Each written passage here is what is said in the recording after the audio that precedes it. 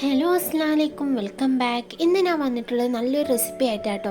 നമുക്ക് ചിക്കനും മീനൊന്നും ഇല്ലാത്ത സമയത്ത് ഉണ്ടാക്കാൻ പറ്റിയ നല്ലൊരു സോയ ചങ്ക്സിൻ്റെ ഫ്രൈ ആണ്. അപ്പോൾ എല്ലാവരും വീഡിയോ ഫുള്ളായിട്ട് തന്നെ കണ്ടു നോക്കാം. അപ്പോൾ ഞാൻ ഇതിന് വേണ്ടിയിട്ട് ഇവിടെ 2 കപ്പാണ് കേട്ടോ സോയ ചങ്ക്സ് എടുത്തിരിക്കുന്നത്. ഇനി ഞാനിവിടെ വെള്ളം ഒന്ന് ചൂടാക്കാൻ വെച്ചിട്ടുണ്ട്. ഇനി അത് നന്നായി ചൂടായി വരുന്ന സമയത്ത് അതിലേക്ക് ഈ സോയാബീനും കൂടി ഒന്ന് ചേർത്ത് കൊടുത്തിട്ട് ഒന്ന് മിക്സാക്കി കൊടുക്കാം കേട്ടോ. ഇനി ഇതൊരു 5 മിനിറ്റ് ഒന്ന് കുക്ക് ചെയ്തെടുക്കുക. അപ്പോഴേക്കും നമ്മുടെ സോയാബീനൊക്കെ നല്ലോണം അത് പൊങ്ങി വീർത്ത് വരും. ഇതേപോലെ ഒന്ന് ആയി വരുന്ന സമയത്ത് ഫ്ലെയിമൊക്കെ ഓഫാക്കി കൊടുക്കുക കേട്ടോ. ഇനി ഇത് 2 പ്രാവശ്യം പച്ചവെള്ളത്തിൽ നന്നായി ഒന്ന് കഴുകിയെടുക്കുക. അതിനുശേഷം ഇതുപോലെ തന്നെ കൈ കൊണ്ട് നല്ലോണം ആ വെള്ളമൊക്കെ ഒന്ന് പിഴിഞ്ഞിട്ട് വേറൊരു പാത്രത്തിലേക്ക് ഇട്ട് കൊടുക്കുക കേട്ടോ. ഇതൊന്ന് കഴുകിയെടുക്കുമ്പോഴാട്ടോ അതിൻ്റെ സ്മെല്ലൊന്ന് മാറി കിട്ടുക. ഇനി ഇതിന് വേണ്ടിയുള്ള മസാലയും കൂടി ഒന്ന് റെഡിയാക്കണം. അതിനായിട്ട് ഞാനിവിടെ ഒരു പാത്രം എടുത്തിട്ടുണ്ട്. അതിലേക്ക് ആദ്യം തന്നെ ഒരു കോഴിമുട്ട ഒന്ന് പൊട്ടിച്ചൊഴിക്കാം. ഇനി ഇതിലേക്ക് ഞാൻ 2 ടീസ്പൂൺ കാശ്മീരി മുളക് പൊടി ആട്ടോ ചേർത്ത് കൊടുക്കുന്നത്.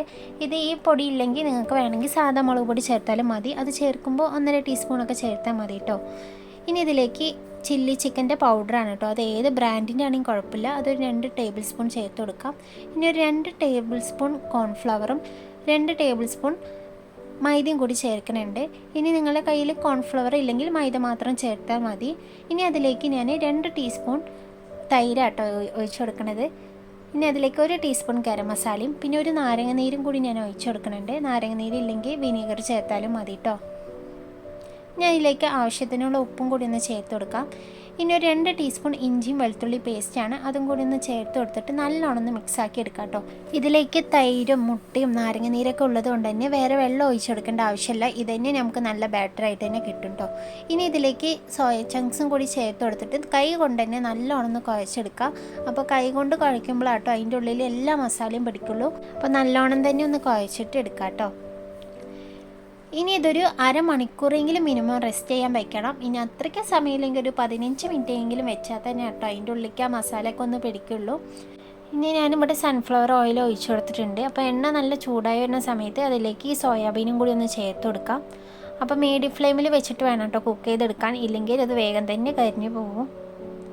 അപ്പോൾ ഇതേപോലെ കളറൊന്ന് മാറി വരുന്ന സമയത്ത് ഒന്ന് ഇളക്കി കൊടുക്കാം കേട്ടോ. അപ്പോൾ എല്ലാവരുടെയും നമുക്ക് ഒരേപോലെ വെന്ത് കിട്ടാൻ വേണ്ടിയിട്ടാണ്.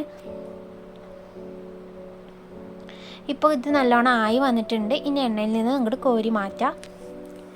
ഇനി ഇതുപോലെ തന്നെ എല്ലാതും അങ്ങോട്ട് പൊരിച്ചെടുക്കാം കേട്ടോ. ഇനി ഞാൻ ഇതിലേക്ക് ലാസ്റ്റ് കറിവേപ്പിലയും പച്ചമുളകും കൂടി ഒന്ന് ചേർത്തിട്ട് അതും കൂടി ഒന്ന് പൊരിച്ച് കോരണുണ്ട്. ഇതും കൂടി ചേർക്കുമ്പോൾ ഇതിൻ്റെ ഒരു ഫ്ലേവറും കൂടി കിട്ടുമ്പോൾ നല്ലൊരു ടേസ്റ്റ് ആട്ടോ. അപ്പോൾ എന്താണ് നിങ്ങളെല്ലാവരും ഉണ്ടാക്കി നോക്കൂ. കുട്ടികൾക്കാണെങ്കിൽ മുതിർന്നവർക്കാണെങ്കിൽ നല്ല ഇഷ്ടപ്പെടും.